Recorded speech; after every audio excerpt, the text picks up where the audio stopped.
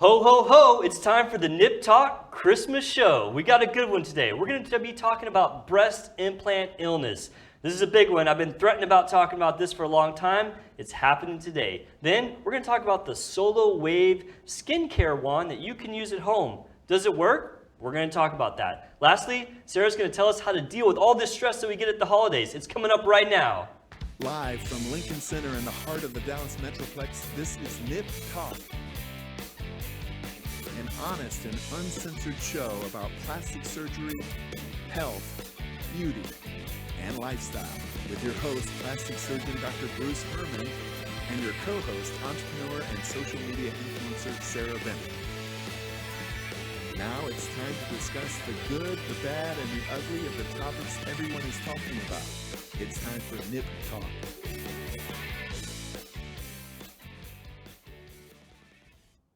Merry Christmas and Happy Holidays. Thank you so much for joining us. I'm your host, plastic surgeon Dr. Bruce Hermann. With me is my co-host, Sarah Bennett.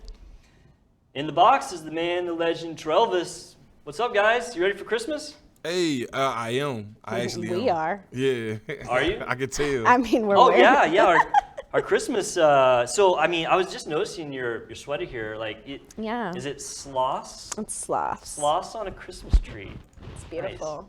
Nice. Yeah, I like it. Why are the sloths on the Christmas tree? I don't know.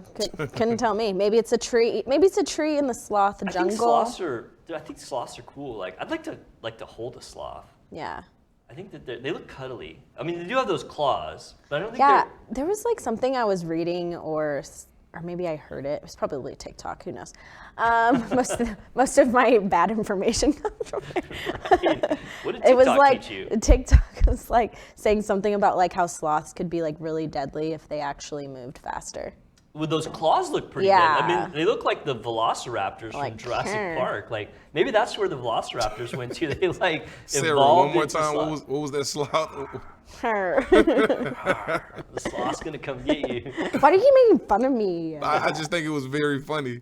It was a very accurate sloth impression too. I think it was very yeah. educational. I don't even know what kind of noise the sloths make. Do they make noise? Well, apparently it's a. Go ahead, Sarah. Sarah. I don't know. I'm they have a lisp. That's think it all was I a- know it was from a- Ice They have a Age. lisp? They have from Ice Age. Oh, Ice Age. Okay. They have lisps. I need to know what kind of noise a sloth makes. Does anyone know? It might be amazing. I mean, they may not. They have to make a noise, right? Probably. Most animals do make I was noises. gonna say, Random do topic. they? How did we even get on? Oh, because of the sweatshirt. Okay. Do they have to make a noise? You just never know. All right, I'm gonna look it up. I hope we never All right, find out. so for the New Year's Eve episode, we're gonna talk about what noise a sloth made. Remember those see and say things? You guys are probably not old enough to remember, the little thing where you put it. It's this is the sound a duck makes, quack quack. You never had sloth on there. You didn't have that? That's an old toy. I'm dating myself. That was a really old toy. It was a plastic thing, and it had. Oh, yes. It had animals, and it had a little Yeah, yeah, arrow, yeah. and you'd point it to an animal, and you'd pull the string, and it'd be Yes, this is the I song a remember cow that makes. I do now. remember that. Moo. I never got Avery one of those, my daughter. I remember playing with one when I was a kid, but not. You do? Okay, but so not- I remember playing Maybe with- I that's don't- recent memory. I Yeah, just don't remember it. I don't think we got our kids one. I don't think they make them anymore. They're probably antique toys now. Probably. But all right, we talked a lot about sloth, but I need Anyways, to know. what's your shirt about? Oh, so it's reindeer. See, this is me, obviously, because I'm so buff. It's reindeer gains. Can you see it? Yeah, reindeer. There we see, he's go. bench pressing, or he's probably it's military pressing. Yeah. Some really heavy presents. It's like Bambi's dad. Yeah. Definitely, it is Bambi's dad. He is. Yeah, he's Bambi's all buff. dad was Reindeer gains. was just- represent. I don't know. Didn't his dad get shot or something? No, his dad was the best thing ever. It was his mom that got shot. Oh, his mom got shot. His dad was just I remember I watched Bambi when I was a little kid, and I was I'm so done, man. regal. When the deer died, I was I'm out. done. Screw this movie. That one and Old Yeller. I watched Old Yeller. Did you watch? Have you seen Old Yeah. Yeller? The movie that did it for me was Fox and the Hound. Oh my God, yes, Fox and the Hound. I can't watch my that name's movie. Todd. I'm a fox. Yeah, I know, it's so sad. God, what a depressing episode rolling right into Christmas. So let's get back on how. Are you guys ready for Christmas? Yeah, Got all your presents absolutely. bought, presents wrapped? Yes. Any good Christmas traditions? Not really. Nothing? I mean, eat food and try not to get in arguments. Yeah. So we don't quite have this, like, I remember when we did the Thanksgiving or pre-Thanksgiving episode, we were talking about, like, my family at Thanksgiving is kind of like, there's a lot of people there, so there might be a fight. Yeah. But Christmas is a little bit more low-key, so. That's good. Yeah. Yeah. But I think, I'm trying to remember if I'm on call Christmas. I can't remember. I don't think I am. I don't have to look. I'm not sure. Yeah, I guess Christmas is usually pretty more chill because I do Christmas morning. Usually, me and Avery by ourselves, and then I go somewhere else. So like, see your mom. Yeah. Nice. Nice. Yeah. Well, I wish you guys the merriest of Merry Christmases. I guess Yeah. we'll see you for New Year's. Travis, we didn't talk. I guess we'll have to do because New Year's is on Sunday, right? I don't believe know. I'll have to I haven't look. even tracked it. All right, we'll figure it out. All right, very good. Well, I do like your sloth sweater. That's really cool. And I'm going to find out the noise a sloth makes. I mean, I have to know now. Like, I'm going to look. As soon as this episode's, I'm going to be like, what's so? Yeah, I think we have to now. Yeah, we're going to Google it. All right. Okay, so let's roll right in. So this is kind of a big one today. And I say big one, I mean, we've been talking, when we have talked about plastic surgery in the past episodes, we have always mentioned this thing about breast implant illness. Now, have you heard of breast implant illness, Sarah? Not until you told me about it randomly. Travis, have you heard of it? No, I've never. Okay, all right.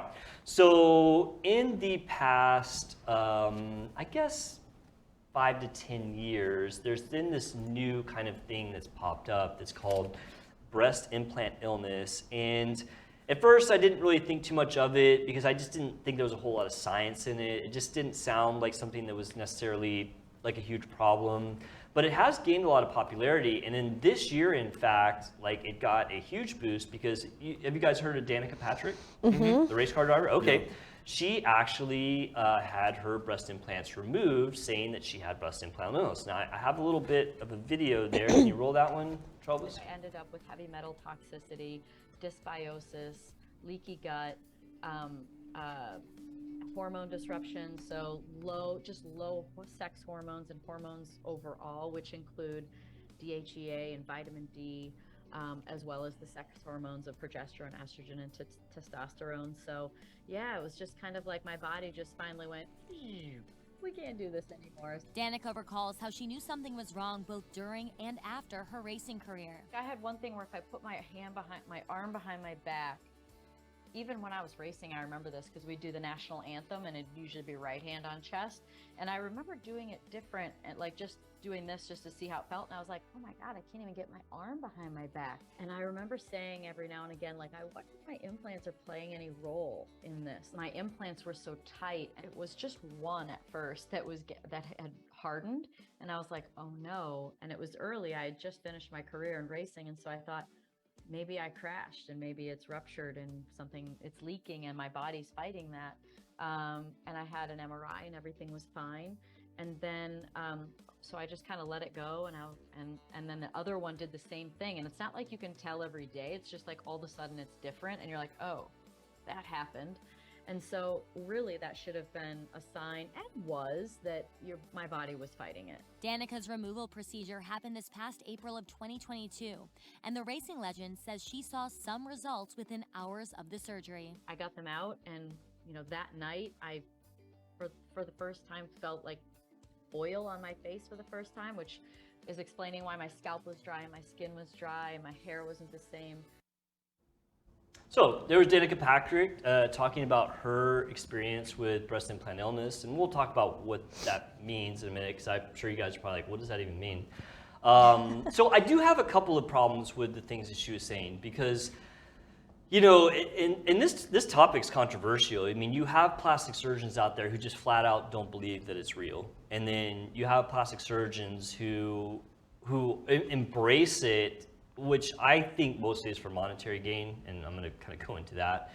And so you have these like different sides, and then you have patients who are just really adamant about it. So I don't know why, but this has become like a controversial topic, like in the field of plastic surgery. Yeah, it doesn't seem very measurable. Right, you're right, because it's a self-reported disease. Yeah, and so that makes it difficult. So the issues I had with what Danica said, it's always funny, my daughter's name's Danica, so I say that, I'm like, Danica? No. That's a cool name. Yeah, it's a good name, right? So, when Danica Patrick was talking about things like her hormones and stuff being all out of whack, like, I mean, there's really no data whatsoever to support that. I mean, that's a measurable thing that can be measured. And so, when they do these studies, things like that, don't pop up as things that change with your implants. Right. So some of the things that she was talking about just flat out aren't even think about like the heavy metal poisoning or what. I mean, it almost like she was attributing everything that she could think of to these implants, which, I mean, that's kind of going beyond, like, to me, what's reasonable when you're talking about breast implant illness. Because, like, I'm a science guy. It's like, what does the literature, what does the study show? Yeah. The other thing is that she actually had a known complication of implants. When she's talking about not being able to stretch her arm and it being hard, that's capsular contracture. Number one risk of getting breast implants. And that can cause issues in the area around your implants for sure. So she definitely had a complication from her implants. And so it's like, okay, were some of the things that she was talking about related to what's considered breast implant illness, or were they actually related to the fact that she had a true complication? Well, for sure, some of the issues she were talking about was from a true complication.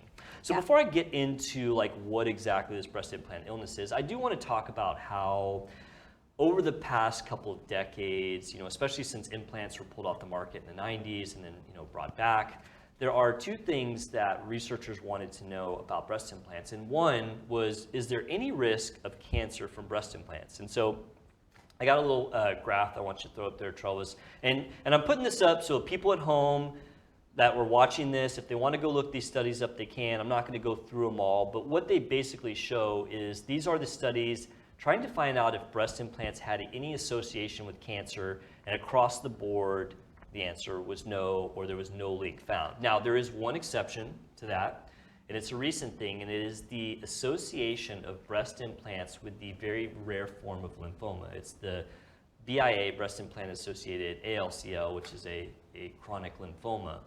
But it's only associated with textured implants. Remember, we've talked about that before, and it's exceedingly rare. So if you had textured implants, your risk of getting that would be somewhere between 1 in 4,000 and 1 in 30,000. And then don't you say that they only do that for people that like are having mastectomies? The texture, so you're thinking about the expanders. Yeah, that's smart. You remembered, yes? And then they already are at risk for... But they take them out. The expanders are in for a short time. Like there are cosmetic, final implants that are textured. And we talked about them, I think it was 2 weeks ago when we were talking about shaped implants.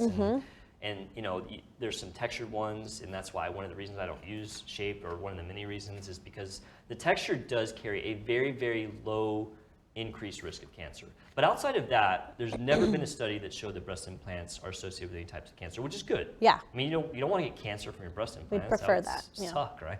And the other thing is they wanted to know if there was any association with connective tissue disorders, and that's a large, and there's throw up that next chart with you there, Travis.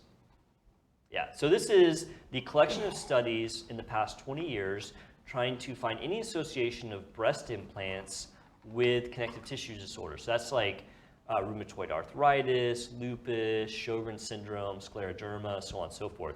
And all of those, except for the very last one, showed no association whatsoever, okay? And I do want to spend a minute to talk about that last study that came out in 2018. It's from MD Anderson, which is a very reputable medical center. They're mostly known for cancers, but that also plays into implants because of breast reconstruction. Right.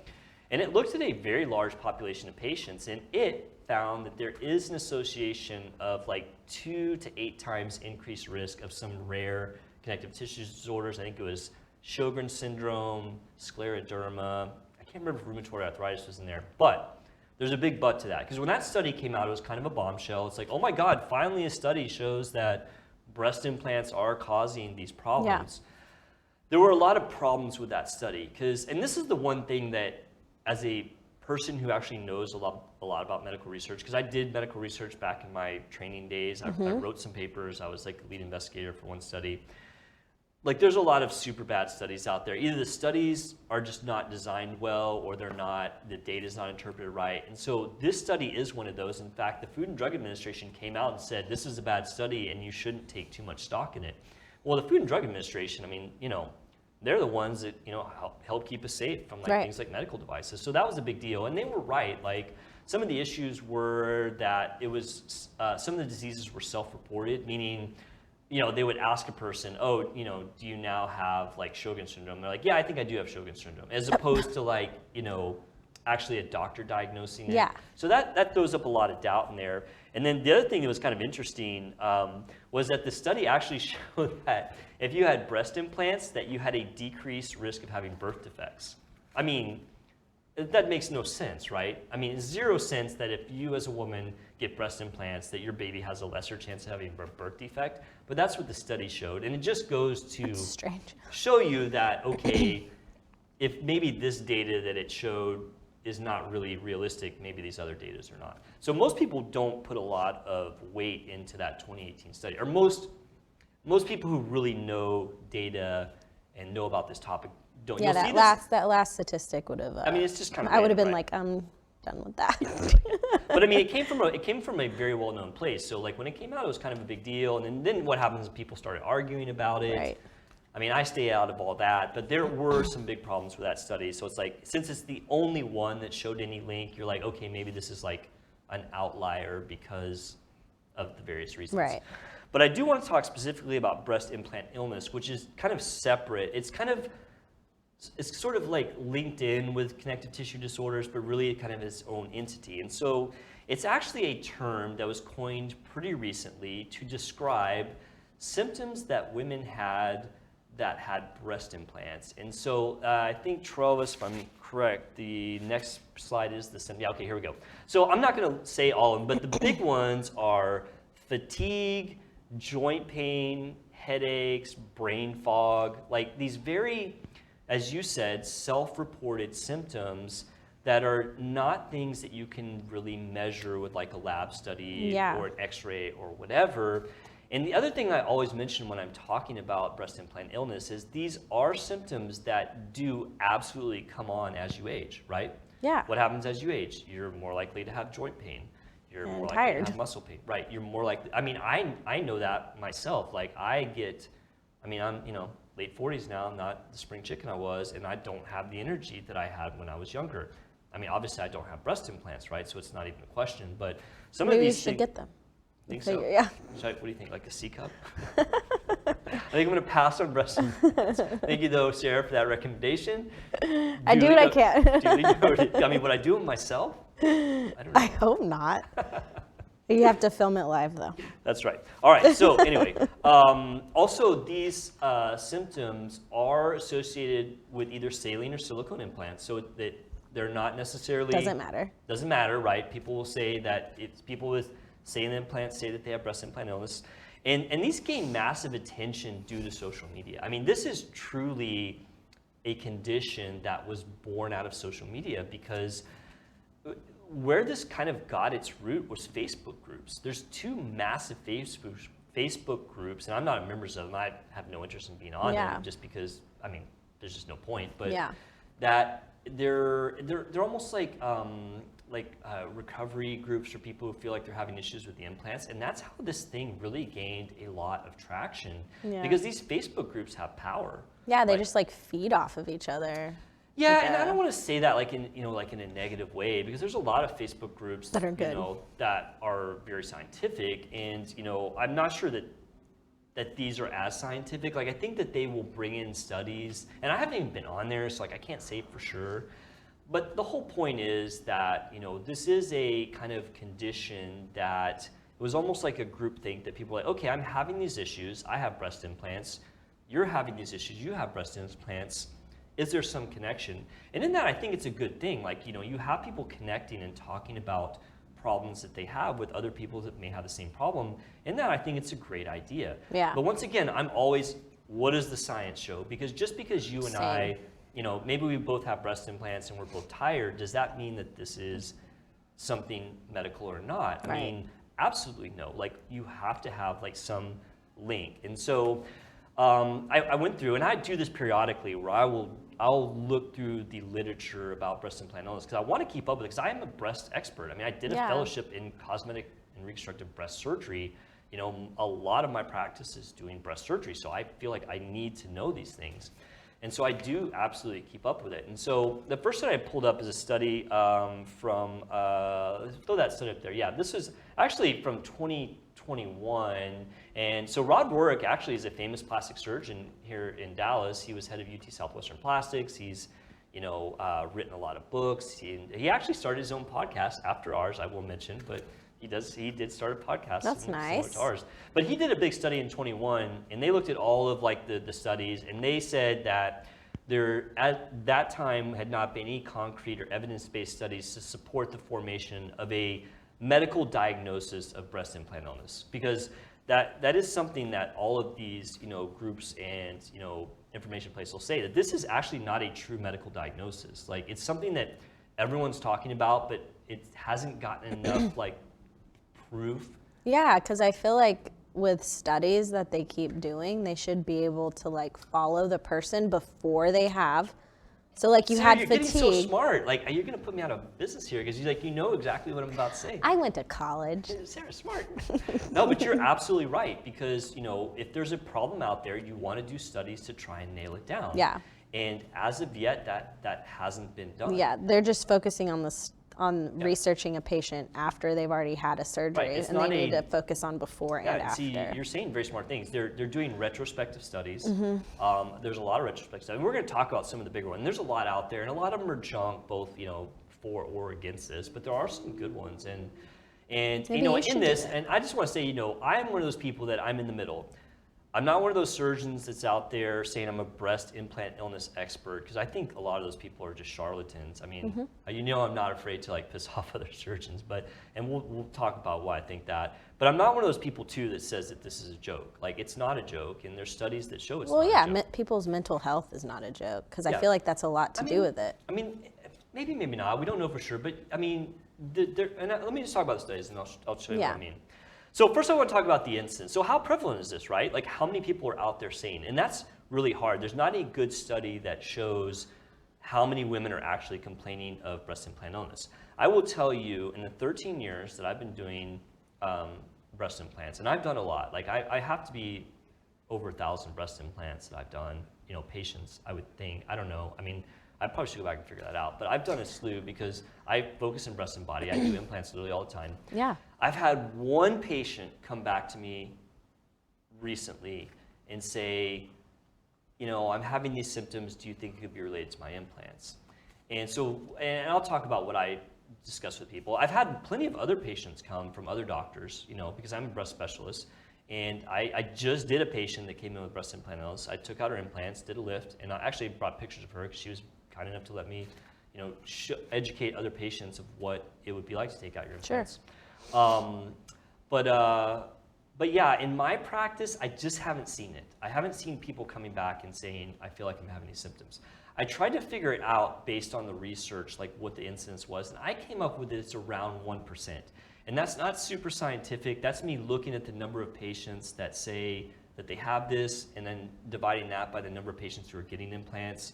So I estimate it's like less than 1%. I'm thinking like maybe 0.2 to 0.5%. So like 1 out of 200 to 500 people that get breast implants will say this. Yeah. So it's not super common. The onset can be soon or late based on the people that report it. So it could be a month after they get their implants. It could be 5 years after they get their implants. There's no set time. And the frustrating thing is there's no testing or diagnosis that can be done. This is what we call a diagnosis of exclusion. If you have these symptoms and we can't pinpoint a reason for them, and you have breast implants, we might say, well, are your breast implants causing this?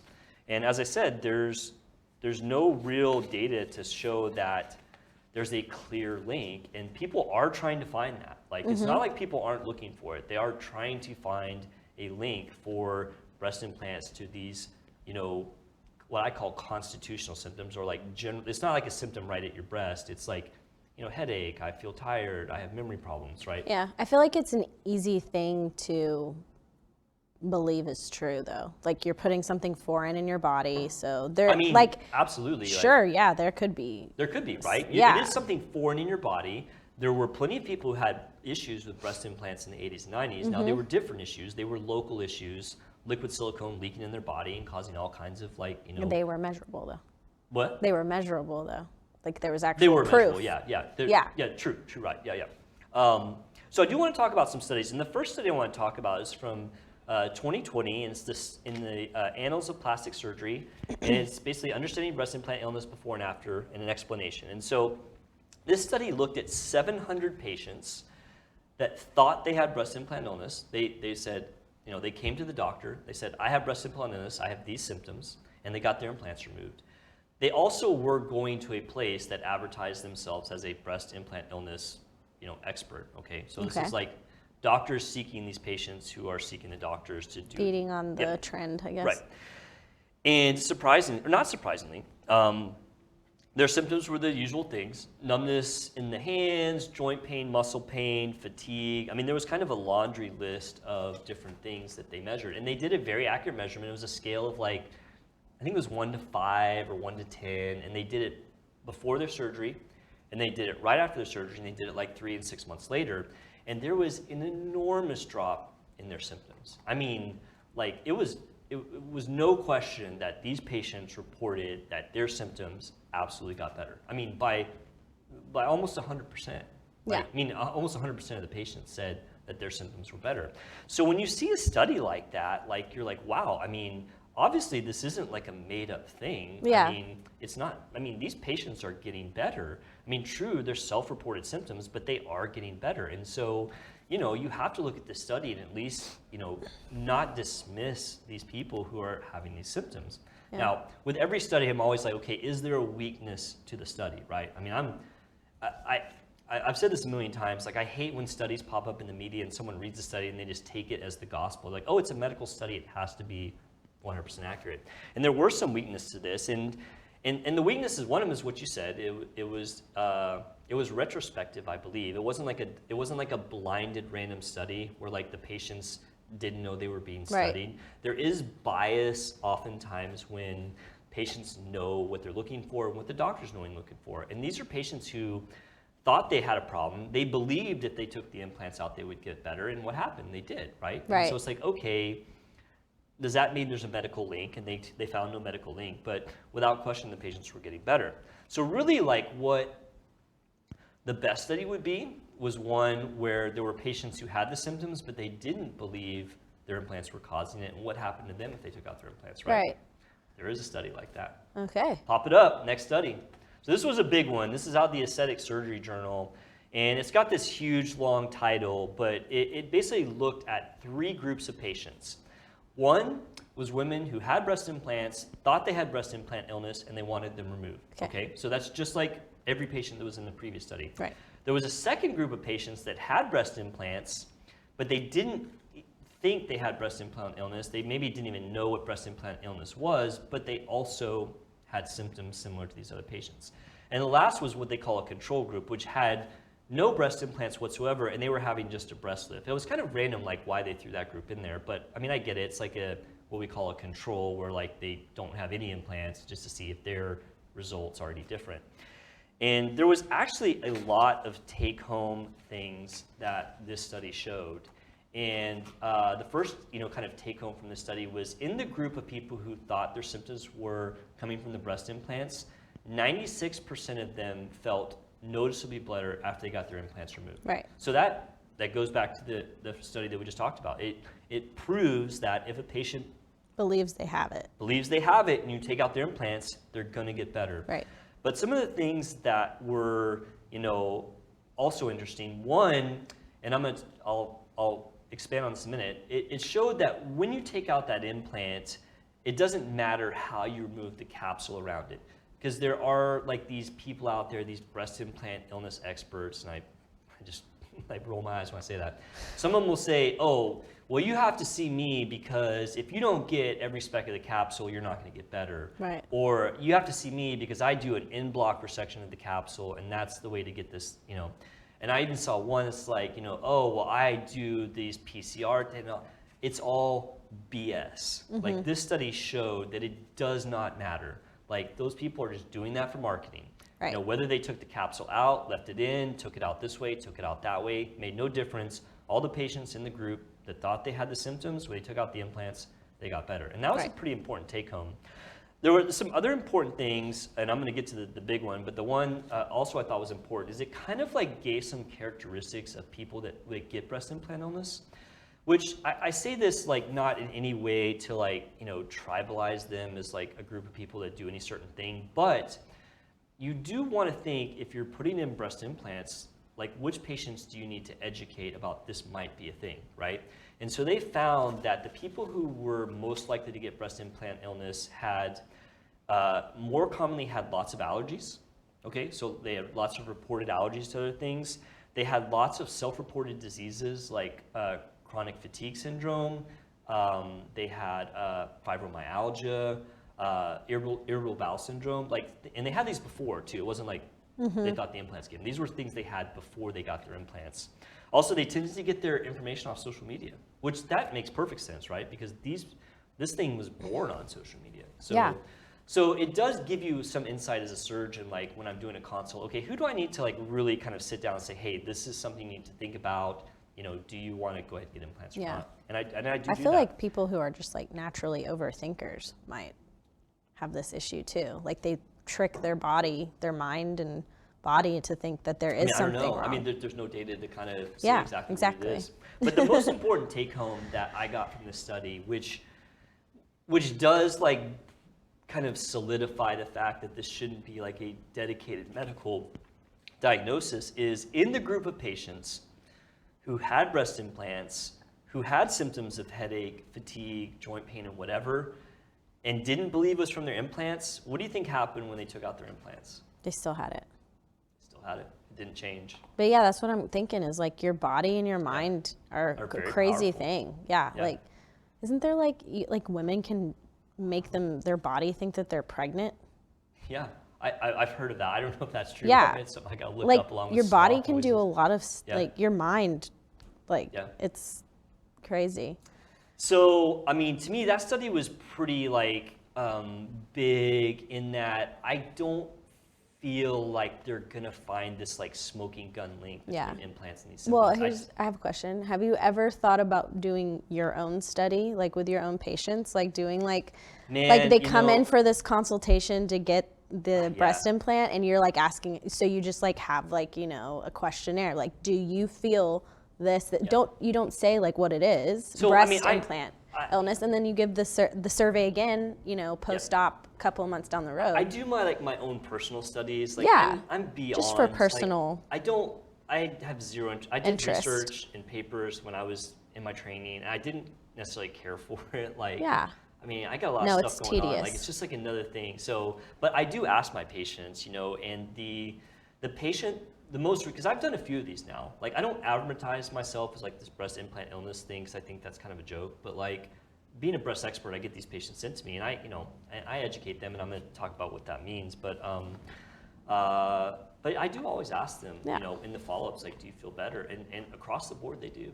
So, Yeah. so what's the take home from this, right? So we've talked about these studies about breast implant illness. There's like these two sides of like, oh, this is the worst thing ever, or oh, this is completely made up.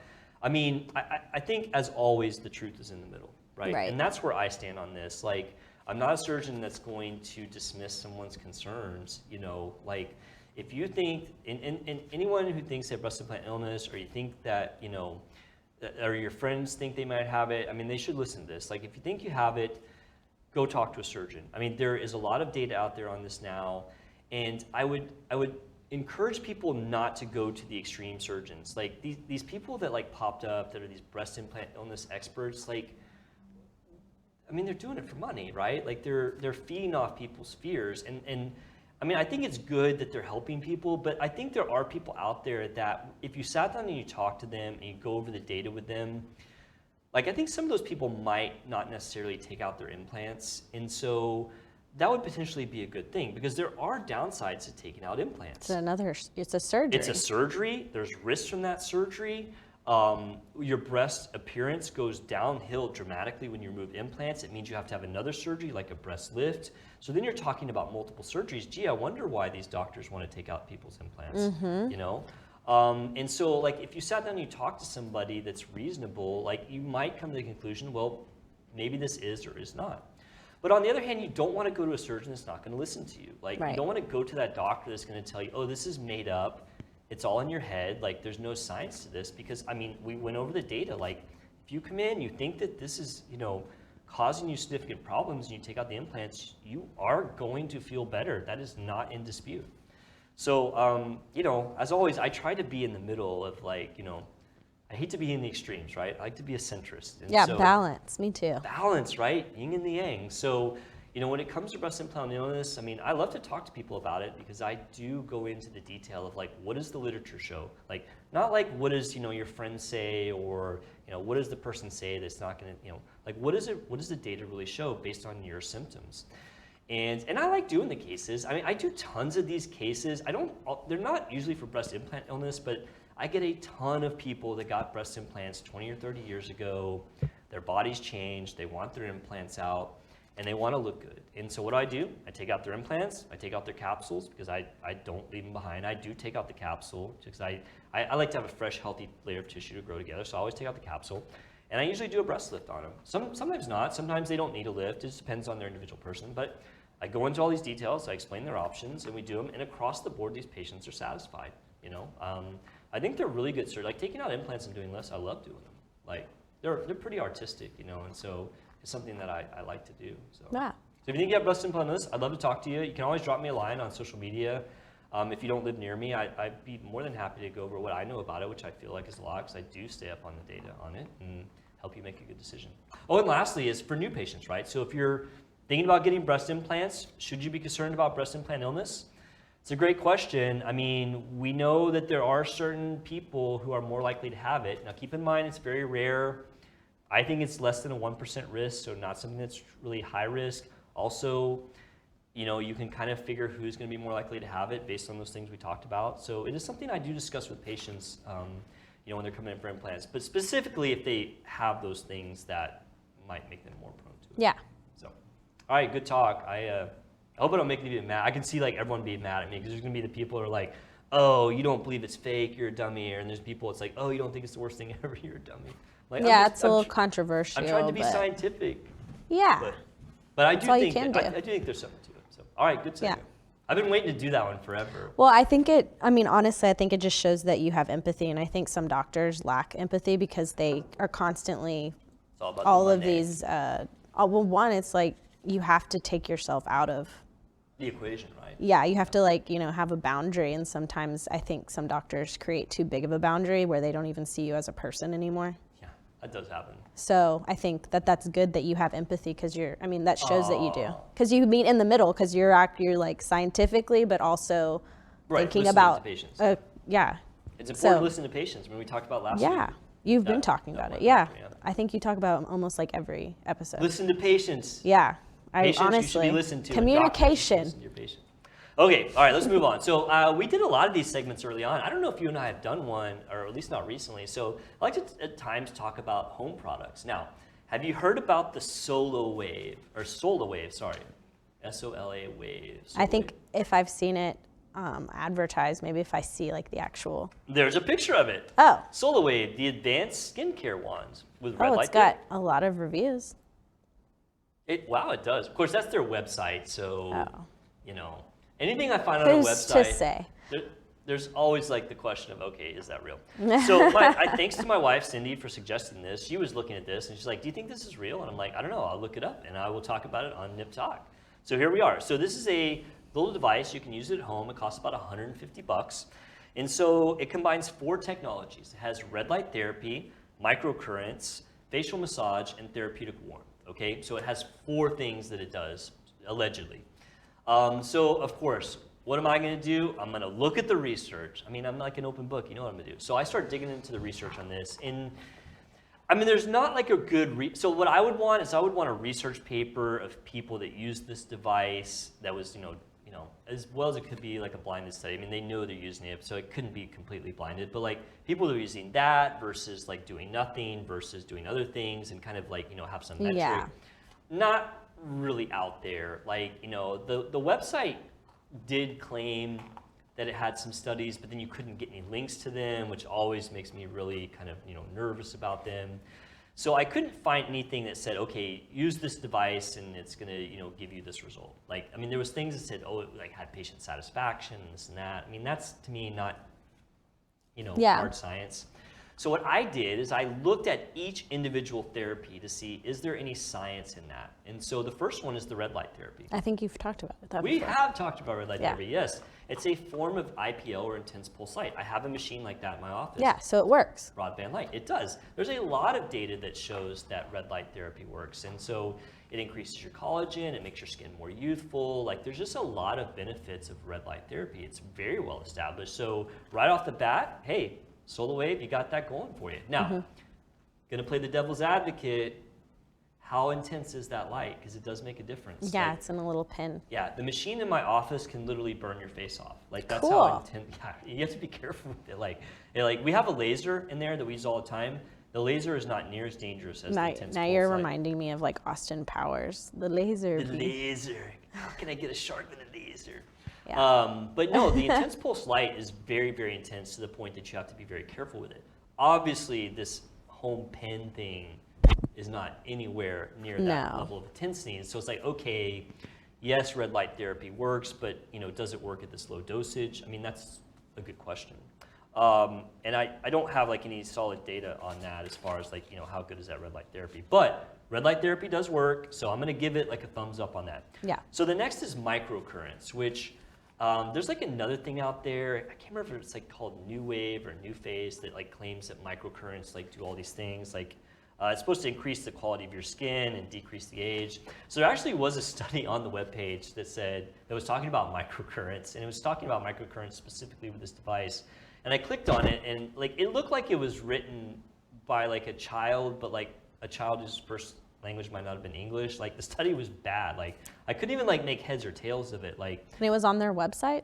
I can't remember where I like when I'm doing these things, I scrolling. have like two monitors open. I got like windows everywhere. I'm bouncing back and forth trying to get my data. And so I can't remember where I found, but it was a study for the microcurrents of this, Solawave. And it showed that like it made a benefit, but man, the study, like it was too sketch for me to like, take seriously. to take seriously. Yeah. Yeah. I mean, and that'll happen. Like, and I'm not dogging Solawave at all, but there are home therapy companies will say, oh, we have this study that like, says that this is such a great thing.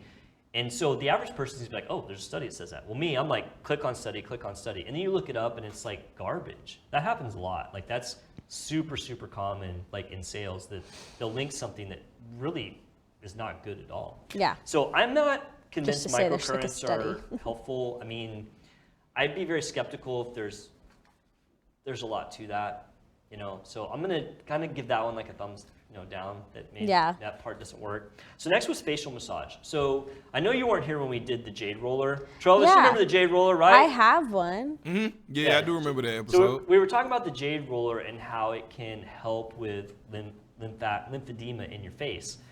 And this machine has some effect of that.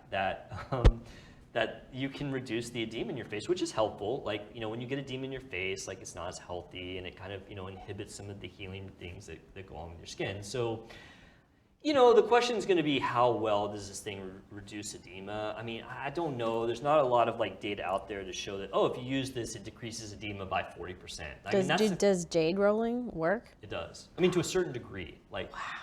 You'll have to watch that segment. I know, I need to watch it Yeah, we did because a whole segment about the jade roller. I bought one of those things that's like it's like shaped like all weird, like it's shaped like a V, and then it has like a So it's got crevice. like a dual roller? So No, it's not a roller. It's like it almost looks like it looks like a rock. It's like a jade rock, and you just like shove it like on your face. Nice. Oh, very good. Yeah, you have to bring that in. We'll take a look at it. It's all over the interwebs. Is it? I'll Yeah. have to get on the interwebs. We got a lot of interweb It's like a research. sculptor. It's like a facial sculptor. I will look it up. Yeah. But it's supposed to reduce edema, right? Yes. Yeah. But I think it's supposed to be more powerful than a jade roller. It's a very powerful edema reducer. Okay, I'm gonna look it up. All right, but, I haven't getting used it yet. Getting back on track. So lymphedema, Yes, like continue. if you reduce edema in your face, it is helpful for your overall skin. Yes. Like that's a good thing, right? So how good does this thing do? I mean, I don't know, but like in theory, it would work. So last is therapeutic warmth. So the jade roller does this too. You're supposed to heat up the jade roller. It's supposed to be warm. How do you heat it up? I think you put it in water, like hot water. Oh, Like, okay. it's supposed So I was to be like, it doesn't sound like you should put that in the microwave. No, I think it has No. metal in it. That would be bad. You It'd be started. fun, but it'd be bad.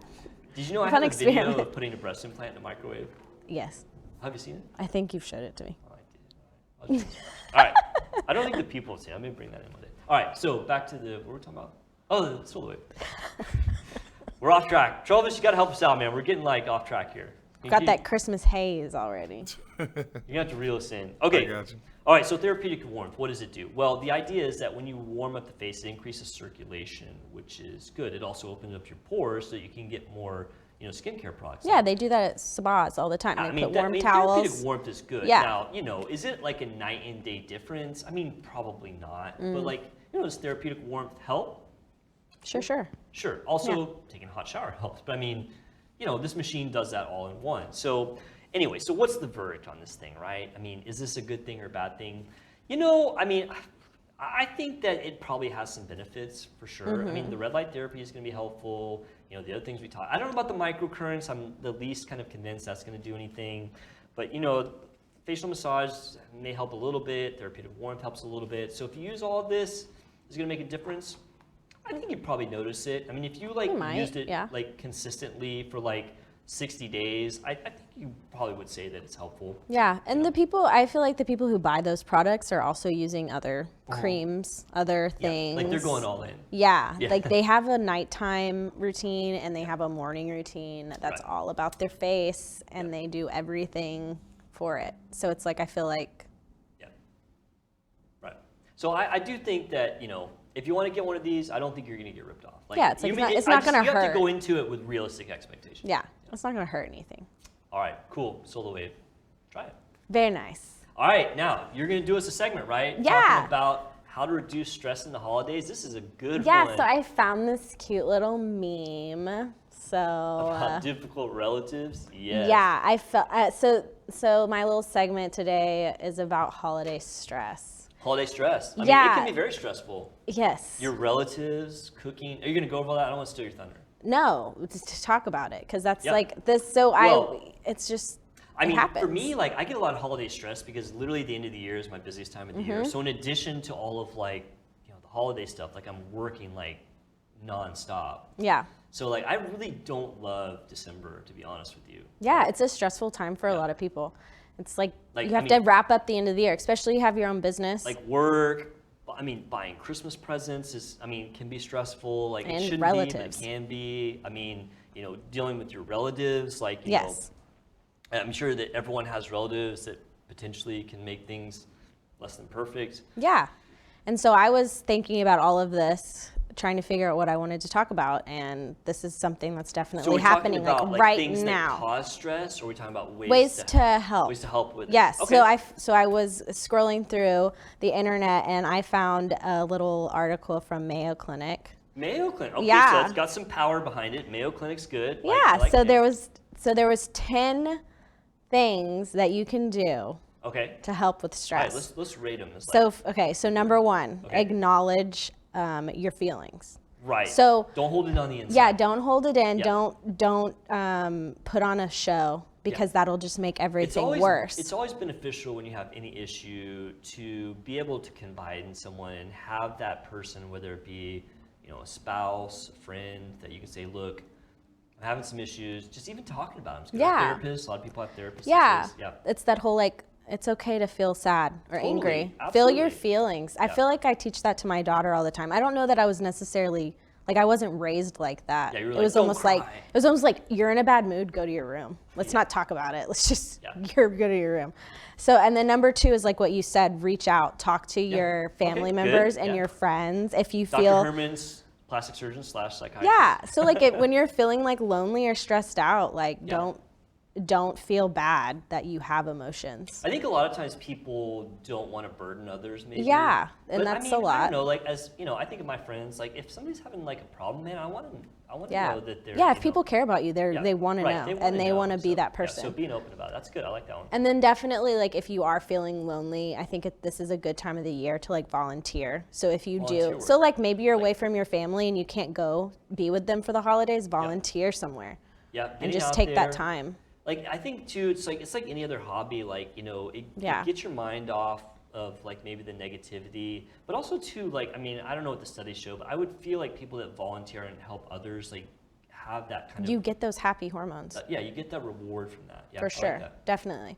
Okay, and then number 3 is being realistic about your holidays. Like, it's not going to be perfect. Like, Right. already know that. It's like that And Christmas it's not Vacation going to be movie, like right? that last Christmas that you thought was perfect. Yeah. Because, I mean, in retrospect, it probably wasn't perfect. So it's just like having So that be realistic about, thing. Being realistic about expectations is like great life advice. Like, I mean, I'm sure everybody has like a crazy Christmas story. Do you have a crazy Christmas story? Like, I mean, everybody just, like does. disasters. Yeah. Like the tree falling over. Yeah. Like the turkey catching on fire. Like, Or yeah. like a kid being like disastrously upset because they didn't get something that they thought, you know, like stuff like that. And then number 6 is set aside your family differences or your friends or stuff like that. Like, try to So don't, like, go- accept Don't go your to Christmas dinner and be like, hey, who'd you guys vote for? Yeah, like don't go to your holiday parties and expect that person that always gets on your nerves to not get on your nerves that day. Yeah. Like, accept them for who mean- they are, and then if you know, save those times to talk to them about that until after, I do wish, you know, people would like, or just realize you know when to walk away. yeah, I do wish people would be better about not engaging and stuff. Yeah. Like, you know, because my siblings, they all have like all these different beliefs, and like, I don't care. Like, I don't care what beliefs they have. I definitely don't want to talk. That's about how I them. am. Like, Sometimes I literally have to say that to my family members. I'm like, I just yeah, I don't really care. I don't about care what about CNN that. or Fox News. Like, you Yeah, know, I it's think like, a lot of it has to do with alcohol and like Yeah.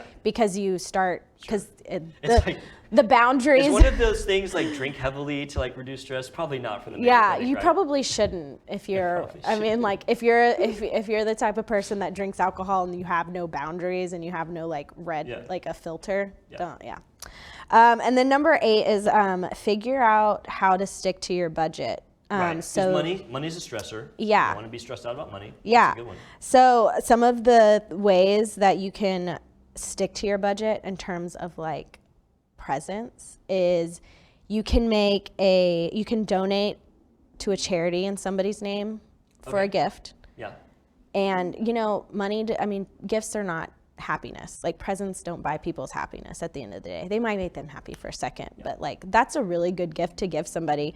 And then give something homemade. I try to do this a lot. Yeah, that's cool. Especially for people that's like they have everything. What could you Right. possibly Especially if get you have them? a talent, like, you know, it's Yeah. like my daughter, she's a good artist. Like when she like draws me pictures, I'm like, this is super cool. Like you took Yeah. the time to draw this. Like it's way better than going and Yeah, buying me a I feel like t-shirt. that's the hardest thing about Christmas is like, it's like you can go out and buy this yourself, but I feel like it's more meaningful. And then the third one is to start a family gift exchange. So instead of Yeah. like worrying about We've done all that of before. that, Especially if you buying have, all like, these huge presents. families. Yeah. Yeah.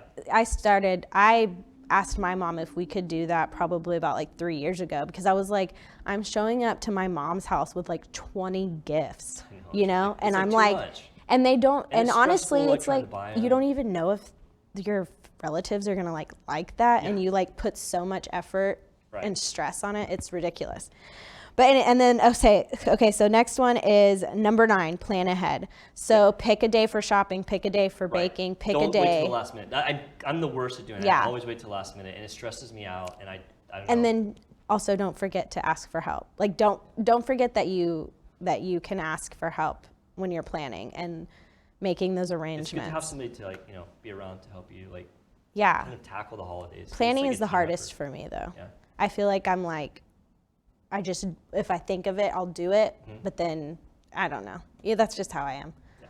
I'm a little chaotic sometimes. I'm definitely chaotic. I'm like a tornado of chaos. All right. And the next one is learn how to say no. Yeah.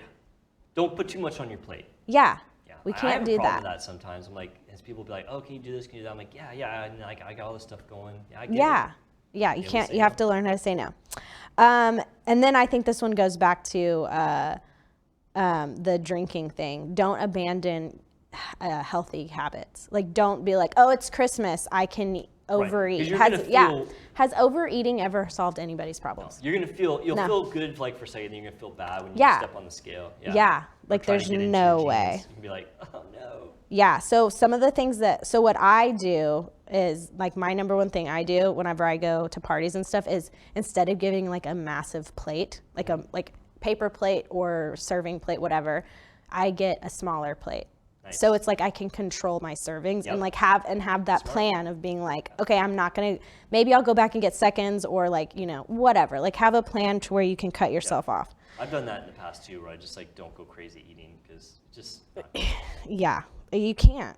And also make sure to, like, I know a lot of people are like, oh, we're gonna eat this big massive meal at 2 o'clock or 6 o'clock. I'm not gonna eat for the rest of the day.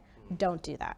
It's not good. No, because then you'll get there and you you'll will binge eat. eat. Yeah, Yeah, so you'll be stuffed and then go to You sleep. should eat something beforehand, like some rice cakes. Yeah, like eat a little something. And then another one, take a breather.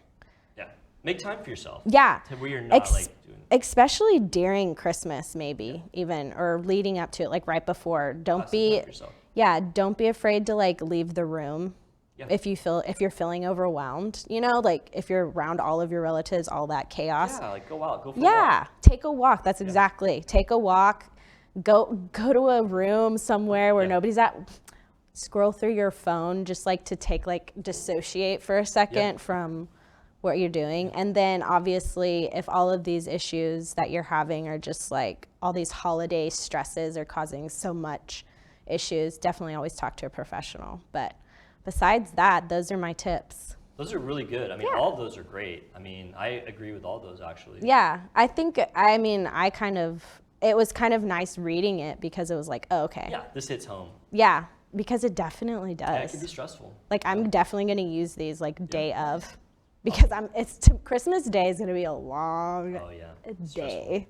I get it. Well, thank you so much for bringing this to our I know. attention. I usually always talk about like physical stuff, like This is good. what No, I can, what you can eat, perfect. what you can. That's a perfect segment. Yeah, I loved it. all that Thank kind you of so stuff. much. High five. Nice. I'm like sloth. Well, I think that brings us about to the end of our episode. I want to wish everyone out there a Merry Christmas. I hope you guys have the greatest holiday. We'll see you next week back here on Nip Talk.